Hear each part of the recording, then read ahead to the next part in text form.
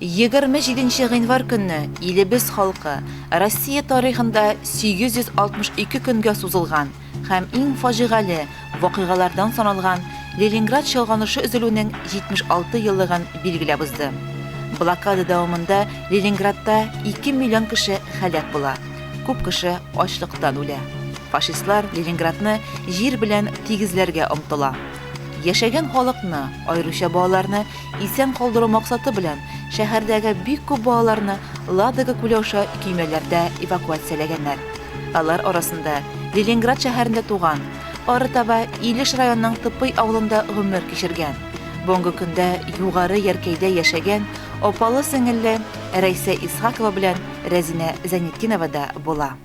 Бүген алар 8 дистәне тутырган сугыш чоры балалары.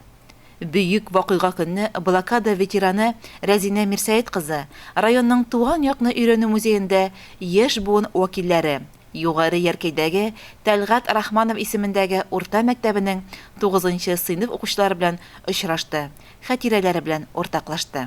Чарада районның ветераннар советы рәисе Анатолий Романов та катнашты. Ул сугыш елларының авырлыклары турында сөйләп үтте.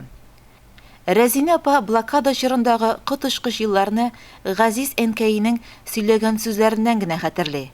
Чөнки ул вакытта аңа ни бары 2 яшьтә 5 ай була. Әнкәй сөйләү буенча безне төнне бөтен әйберләрне төнәп адреслап, алар ничек кайткандыр ансын белмәйм, но безне төнне Ладога күленнән төннәгенә чыгарганнар. Су içinde soldatlar basıp turadır idi әнкәйдә. Tünne kime bilen çıkarganlar, sen kıstın dey. Sunu sıkkanda dey. Sıkkas dey, bu yakka sunu kimeden sıkkas, bir buhanki öpüge bir zifek şelimini verip dey, sizni tutuklandırdım dey. Os bulgan bu deyinde, әнкәй tudaşağın, şişingen, biz nisik isen kalgan budur indi.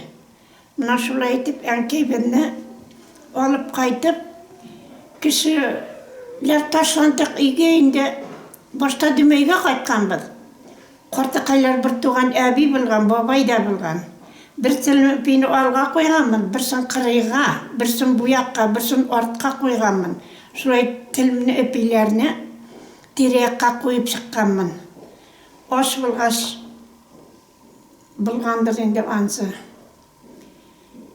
Şundan kayttık indi, kaytkanbız indi, kişinin taşlandık üyün әнкәй zılıtıp, erim yağıp, kipken sıyır bukları yağıp, şulay etip yaşadık indi. Beleker ve belekesine tarttık.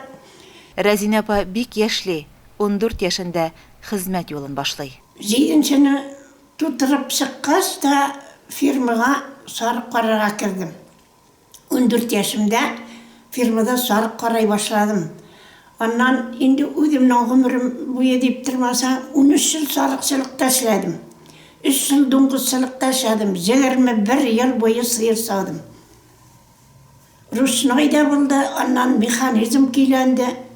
Buna şuraya etip 55 yaşka pensiyaga çıkkança sıyır sağıp çıktım. 21 yıl boyu sağdım sıyırını. İşledim, eybət etip işlep çıktım, namusum bilen işlep çıktım. Allah'a şükür. Тормыш иптәше белән бик матур гомер кичерәләр. 3 кыз үстерәләр. Тормышка чыгып шушы Тыпый авылына бабай белән 53 ел буе яшәдек. Ул да җәтимие. Мин дә җәтим дип тормасам, 2 җәтим бергә кушылып 53 ел буе бабай белән тормыш кырдык инде. 3 кызыбызны тәрбияләп үстердек. Аллага шөкер, балалар бар да әйбәт, исән саулар, эшләйләр, яшәйләр. Şükrana itip yaşayayım bana şunlarga. Әнкәйемә көндә дуа кылам инде. Миннән өмет иткән арвахларга кылам. Ветеранның райондашларга теләкләре иң изге.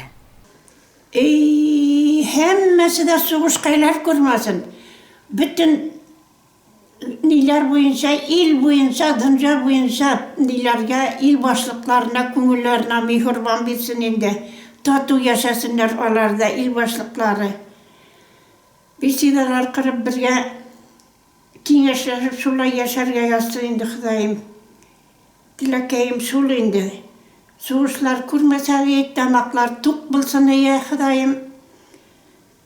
Балалар укып, кеше булып, илгә файдалы ниләр булсыннар инде. Балаларның балалары һәммәсе буыннан буынга теләгем шул. Һәммәсенә тазалык бирсен Ходаем. Тиң ризыклар бирсен, эш бирсен, эшкәйләр булсын, я Рабби. Шулай ук бу көнне районның җиңү волонтерлары илдә барган блокада икмәге акциясына кушылып, урамнар буйлап район халкына 125 граммлык бер кисәк арыш икмәге төшкән листовка таратты. Бу тарихи вакыйганы онытмаска чакырды. Сегодня этот день отмечается как День воинской славы России, день полного освобождения Ленинграда от фашистской блокады. Современное название памятной даты было установлено законом, подписанным президентом Владимиром Путиным 1 декабря 2014 года.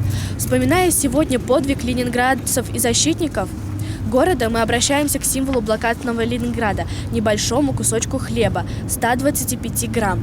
Именно такая самая минимальная норма выдачи хлеба была установлена в самый трудный период блокады – зиму 1941-1942 года.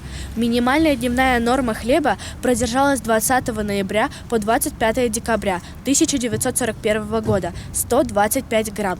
Сниженные нормы хлеба послужило тому, что многие жители города не смогли пережить этот период. Не имея никаких продовольственных запасов, люди были обречены на смерть. Ведь кроме заветных 125 грамм блокадного хлеба у них ничего не было.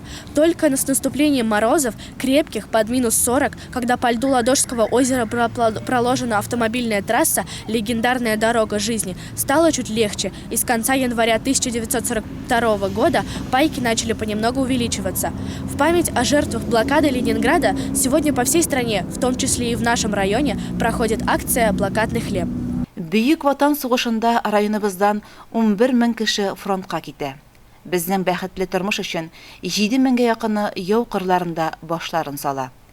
Бүген районда нибары 20 сугыш ветераны, 487 тыл ветераны яши.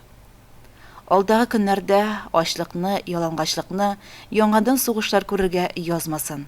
Илебез күге һәрчак аяз, күңелләребез һәрчак тыныч булсын. Айгөл Муллаянова, Илеш телерадиокомпаниясе.